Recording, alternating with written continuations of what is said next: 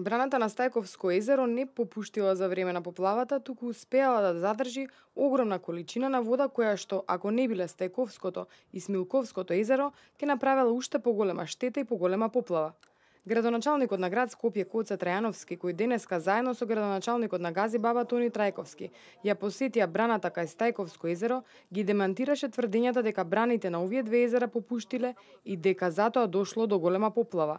Според него, езерата не се излеани, туку голем дел од водата успеала да се задржи тука. Водата од Стајковското езеро не е излеана. Значи браната ги издржала водата што било надојдена. Ево го гледате, видите дека целокупниот насип никаде нема пробиено.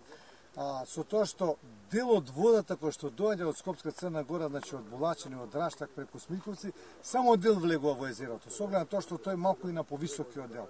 Така да не е точна констатацијата дека поплавите доаѓале поради тоа што попуштиле браните на Смилковско и на Стајковско езеро. Смилковското езеро се наоѓа погоре од Стајковското и има прелив кога ќе биде малку повеќе наполнето со вода, да водата дојде во ова Стајковско езеро. Значи тоа е втората заштитна зона за неа. Исто, значи ова има и брана, така да тоа веќе ги прифаќа тие води. Градоначалникот на Гази Баба Тони Трајковски вели дека браната која е постара од 40 години е многу издржлива и дека ако не била во функција ќе биле поплавени многу поголем број на куќи.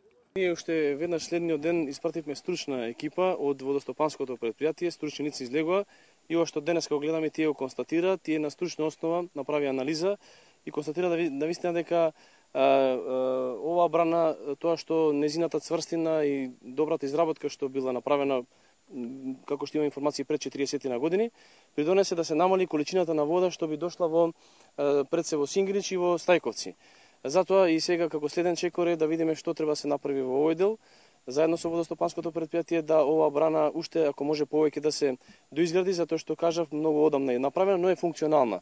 Трајановски информираше дека покрај тоа интензивно се чистат и каналите во поплавените села и дека ќе се направат 8 премини на главниот канал во Сингелиќ, за да може тука непречевно да се слева водата која доаѓа од дождовите.